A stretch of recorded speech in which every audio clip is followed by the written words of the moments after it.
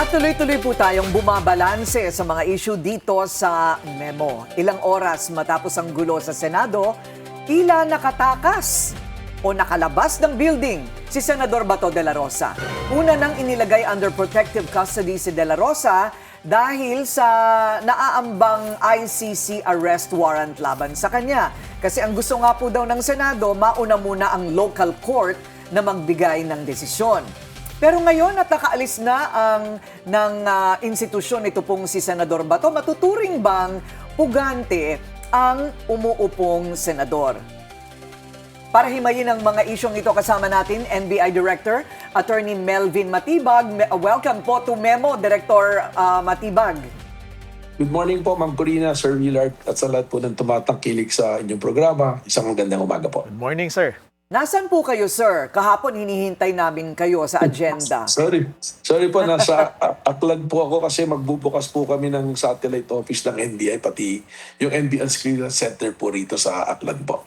Ayun, okay. Kasi sabi ko nga hindi naman, parang hindi karakter ni NBI Director yung magtago sa press. At tumakas. Iba po yata yung nagtatago ngayon eh. Okay. So, okay, go ahead, Willard.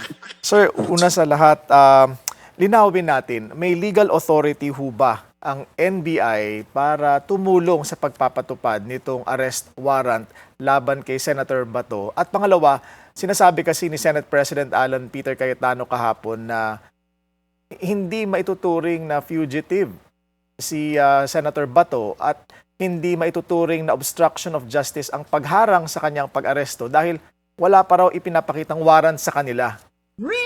Well, hindi naman po si Senator Cayetano ang subject ng warrant eh. So yung warrant po dun po sa taong kaarestuhin at kung sino po yung mapipili niyang abogado, no po. So ngayon, malinaw naman po at narinig na natin yung ICC mismo yung nagsalita na meron pong warrant na in-issue. Lamang nga po, pumunta po ng Korte Suprema ang grupo ni Senator Bato at humingi po ng relief sa Supreme Court. Kung kaya naman po minabuti po ng executive na department na hindi muna, pansamantalang hindi muna ipatupad po ang isang warrant na galing po sa ICC po. Ayun, okay, let's do the timeline. Ang sabi po ni Sen Tito, hindi daw niya alam na darating si Senador De La Rosa doon po sa botohan nung unang araw. Nagkagulatan. Pero meron po kaming papel po dito eh. Nasa na ba yun Ito, yan, no? This was signed by the former Sergeant at Arms that at about 2 p.m. that day, the warrant of arrest was shown to the former Senate President in the presence of the undersigned, but copies were not allowed to be distributed. Alam po ba ng mga senador na darating si Senator Bato de la Rosa? Baka po dun sa senador na nagsakay sa kanya, alam na darating. Dahil may sinakyan po na sasakyan ng senador eh. Palagi ko, inamin naman na po yata kung sino yung senador. Opo, umamin na po si Senate President Alan Peter na sumakay siya sa sasakyan ni Senadora Pia Cayetano. Ayan, finally po, no? Kasi alam na rin naman po namin yun. Kaya nga po hinihingi namin yung CCTV nung pagdating sana. Ang nakita na lang natin pong CCTV, yung takbuhan na lang eh. Hindi na po lumabas yung buong CCTV. So, di ko po alam. Siguro po, dun po sa parte ng mayorya, this is just only my opinion, alam po siguro nila. Kasi nakapag-usap-usap na po siguro. Ayun, okay. May tuturing niyo hubang pugante, Director Matibag, si Senator Bato ngayon? Well, there is a valid warrant from the ICC. Ano po ba yung requirement para mag-iisang pugante? Hindi po ba pag may warrant na valid at hindi ka ma-aresto, hindi ka makuha, hindi alam kung nasaan ka, ang tawag po doon di pa pugante. So baka po with that, yun na po yung kasagutan po sa inyong katanungan po. May active effort ho ba kayo na hanapin siya? Well, mandato po ng NBI na yung mga fugitive from law, tsaka yung po may mga outstanding warrant na sinasabi na amin pong hanapin. Pero sa ngayon po, we are guided by the DOJ na yung pong kaso po sa Korte Suprema, tinitingnan pa rin po namin yan. Although, as a lawyer, alam po natin na pagka po yung tao na nagtatago from law, may pronouncement po ang Korte Suprema dyan na they cannot afford seek redress or protection from the Supreme Court pagka ganyan po. Ganun po. So, I'm sorry, what does that mean? Ngayon po na meron po silang appeal, meron po silang petisyon dito po sa Korte Suprema at ang Korte Suprema po ay nagkaroon na ng parang resolusyon na dapat magbigay muna ng komento yung parang respondent at 3 araw po yun at 3 araw pa rin para mag-counter naman yung kanilang komento, yung kabilang komento. So halos 1 linggo po yun, ano? Tama po. And so, kumbaga, when you were here in our show, sabi nga po ninyo, nirerespeto ninyo itong Supreme Court resolution na ito in the meantime so that wala po kayong balak na arestuhin o hulihin si Senador Bato. Tama po ba ako so far? Tama po yun. Yes. Tama po yun. Hanggang ngayon naman po kasi kahit po may pronouncement na ganun, ang Korte Suprema po, maaaring magbago yung pronouncement nila anytime. Sila po ang talagang nagkakaroon ng decision dyan after due deliberation of all the members of the Supreme Court po. At kung si Senador Bato de la Rosa ay mapatunayan, maestablisa na nagtatago, dahil noong siya'y nasa Senado, alam ng tao, lahat ng tao, kahit ang Korte Suprema na siya'y naroon, ano? Kung siya'y nagtatago, he cannot seek redress from the Supreme Court. I mean, he himself. Pero ang Pero nagpetisyon po ay si Senadora Amy, hindi ba? Ang nag-file po niyan, yung lawyer niya mismo, si Attorney Torion. So anyway, kung kahit sino man po yung nag-petition niyan, he is the direct beneficiary of whatever the Supreme Court will be the decision. But of course, we will respect kung ano pa rin po yung direction ng Supreme Court. Ang gusto lang nga po sana namin, sana na monitor nga natin kung nasaan siya kasi para kung ano po yung maging final outcome ng Supreme Court decision, he is available to accept whatever it is. Balikan ko po yung sinabi nyo na alam nating lahat nasa Senado, and more than that, meron pong resolution yung ating pong Senado na declaring Senator Bato under the protective custody of the Senate of the Philippines. Ano pong ibig sabihin nito? Ang ibig sabihin nito, they took it upon themselves the responsibility to produce Senator Bato to a competent court or a competent authority once his presence is demanded. Pero ngayon po, wala na po siya. So to answer Willard's question, hinahanap po ninyo siya. Well, we're trying to monitor. Pero ang unang-una po natin pwedeng tanungin dyan yung mga personalities na huling kasama niya.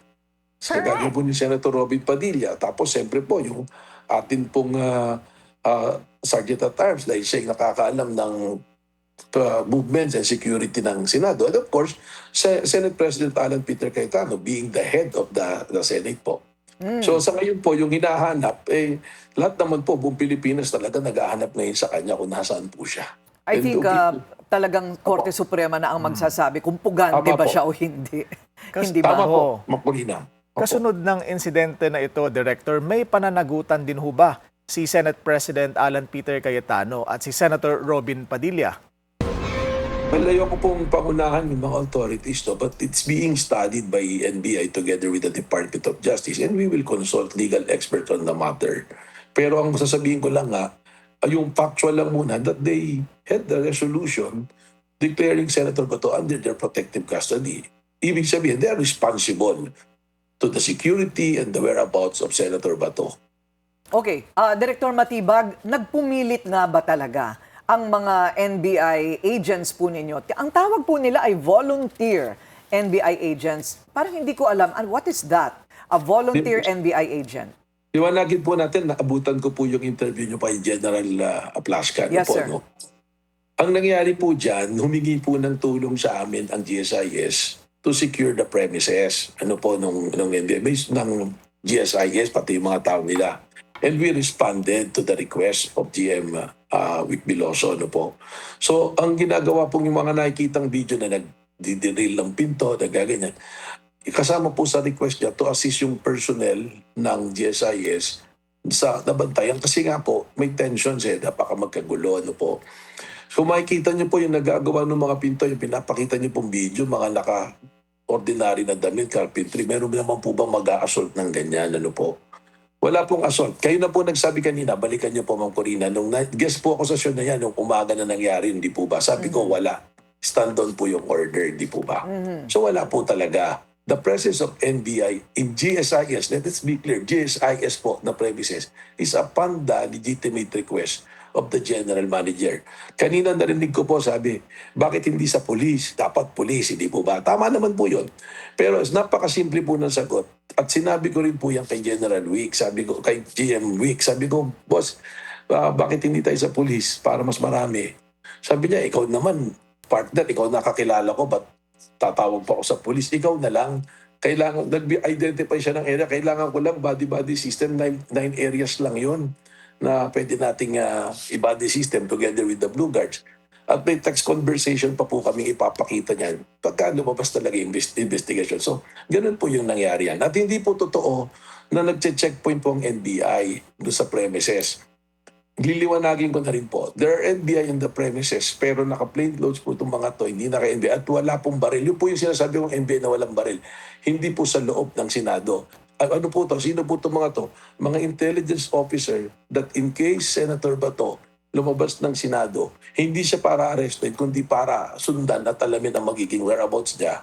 Para pag dumating po yung time na kailangan siyang arrestuhin na nga at hanapin, madali po siyang malulocate. Yun po yung nangyari dyan. So, walang checkpoint. Wala po, hindi po totoo yan. And sino po yung nagpipilit daw pumasok sa loob ng building na armado?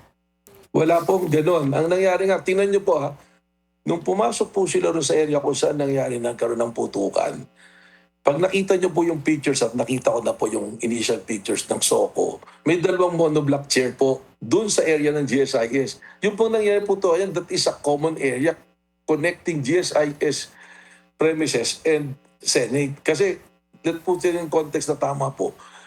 Yung buong complex na yan belong to GSIS. The building where the Senates are holding their offices ay rented po nila sa GSIS. But there are access doors. Yung access door po dito sa second floor na ito, ang may access po, you can go to GSIS but you cannot go inside Senate coming from GSIS. Nandun po sa may kantin yung NBI agent, kasama po isang Blue Guard. Sila po ang pumasok pagbukas. At yung sinasabi niya, ang tama lang po sa sinabi niya, tinanong niya, nagpakilala, sinabi niya NBI. Dapat nung sinabi po na NBI, instead na nag-warning shot siya, mag-usap tayo. Dapat ganun po, hindi po ba? Nagpaputok po siya, the natural tendency po ng NBI, nagpaputok din kasi law enforcement authority po siya eh. Between OSAA and NBI, sa hierarchy po ng law enforcement, may mas law enforcement authority po ang NBI. Pangalawa pong punto, Ma'am Corina. Nung Monday po na nandiyan kami sa Senate, naka-appoint pa lang po niya na Sergeant at Arms. Hiningi niya po yung numero ko. Sabi niya para magtawagan tayo kung may kailangang coordination. Narinig ko po sa mga interview niya, ba't daw hindi ako nag-coordinate na may operations? Unang-una, kayo na nga po nagsabi, sinabi ko walang operation nung nag-yes ako dyan. So bakit po ako tatawag? Wala nga pong operation. Pangalawa, asa niyo yung number ko? Sabi mo umaga pa lang may presence na ng NBI. What is the prudent thing to do? Call you. Di ba? Tawagan ako. Director, ba't may mga NBI dito? Ano ba to? Baka di mo ba? Pangatlong punto, tinanong niyo po siya. Siya na mismo nagsabi, ba't hindi siya nag-coordinate kay General Balba na nandoon lang na siya yung head of security ng GSIS. At meron po siyang interview, kausap niya na si GM Wick Biloso. Sinabi na sa kanya ni GM Wick Biloso na may mga NBI, nagpapatulong kami. Doon pa lang ultiman, dapat sinita niya, ba't to NBI, patawag na lang kayong police, palisin natin yung NBI dito. Hindi niya po lahat ginawa yan. So napakasimple po. Pang-apat po na punto, nakita natin yung video, pinapakita nyo, sabi niya may aarestuhin, nag-gear up, mag-a-assault po. Di ba po, sinasabi, mag-a-assault. Sabi niya, may assault kami. O, ano ang dapat unang ginawa niya? Suspensya na palang may papasok. Dapat yung mga civilians doon, including the media, pinaalis mo, clear mo yung area. Bakit hindi mo clear? Ba't di mo pinaalis? Para makuhaan ng video, yung putukan. Sa dami ng ipinutok, meron po bang isa na sugatan o namatay? Wala po. Mas nasugatan pa doon sa pagtakbo ni Senator Bato, hindi po ba? So yun po yung mga punto na dapat ipaliwanag, na sagutin.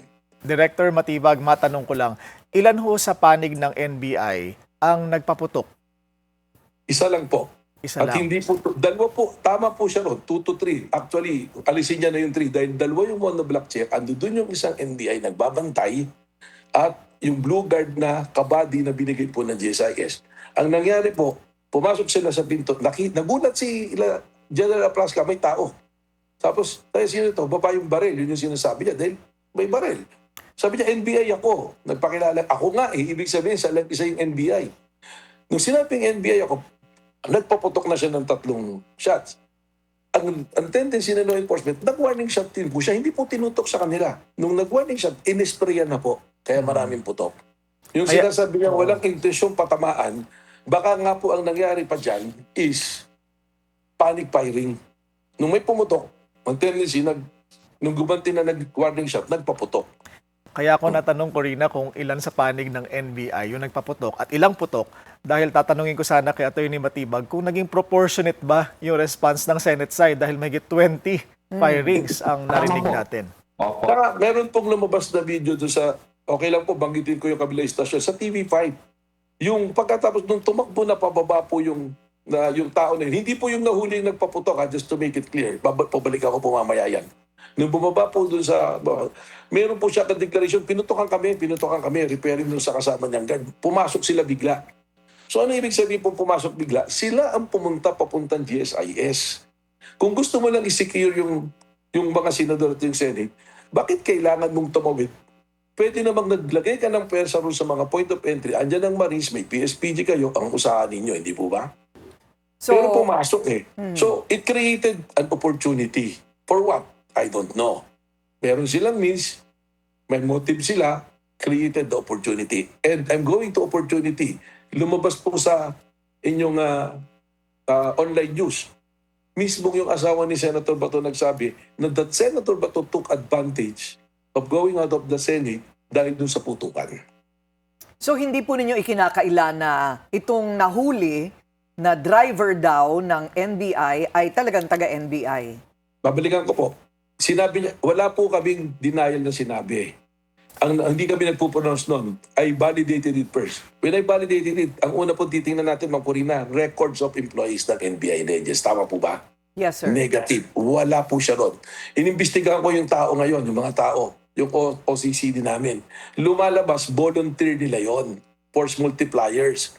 Ang aming pong mga ahente, pwede silang may inahandle na kanilang volunteer. At the same time, mga assets po yan. Ibig sabihin, sila yung nagbibigay ng information, tumutulong sa operation. At that time, he is the assigned driver na nag-drive sa kanila po. Opo. Pero yung mga nagpaputok, Kaya po siya bumalik, yung pong nagpaputok, yung kanyang bag, kung saan nakalagay yung gamot at bala na isang magazine, nung 5.56 niya, naiwan. At doon po siya nahuli pagbalik. Kung may intention, kung yung po mismo nagpaputok, pagpunta, hindi na po babalik yun doon. Actually, meron po kaming text exchange message pa nung aming ahente at nung blue guard ng GSIS na pakialalayan mo yung tropa dyan, kukuhain lang yung naiwan kong 511 na bag. okay, pero yung nagpaputok po sa panig ng grupo nito ay talagang... NBI agent po, na-identify ko na po siya, may statement na siya, at katunayan sa Lunes po, ang CIDG will have complete access to our personnel na pumunta dyan, pati po yung aming findings. May spot report na po kami yesterday morning pa lang. Hindi ko sila pinauwian at di po nila natapos yung spot report po. So na yun. last question po, are you looking forward to a discussion, a dialogue with the Sergeant at Arms at Senate President Cayetano to sort this out? Para po malinaw na rin po sa publiko. I'm open to that po. Mas maganda po yan kaysa nagsasalita kami sa social media ng kung ano-ano, nagkakaroon ng mga wrong messages po sa ating taong bayan. Ako po, very transparent ako rito. If I committed a mistake, makikita naman po yan. Evidence-based po tayo lagi rito. Proseso po ang sinusundan natin. Saka po yung batas po sinusundan natin, Ma'am Corina. But are you suspecting an orchestration? Well, tatapatin po kayo, kasama po yun sa hinaing ng aming mga agents na nagpa-follow up nitong kaso na to na ang sa tingin nila parang nagkaroon ng stage na gano'n, na stage yung event para po makaalis si Senator Bato sa Senado at gano'n na nga po yung nangyari. So, it strengthened the claim po ng mga ahente po natin. But it's not for me to give that decision meron naman pong independent investigation ang CIDG. Kami po nag-conduct na rin ang aming investigation. I'm sure that the Senate will also conducting their investigation po na pwede po kami magkumparahan ng aming po mga findings po. Maraming salamat po sa inyong oras, NBI Director Salamat po. Attorney Melvin Matibag.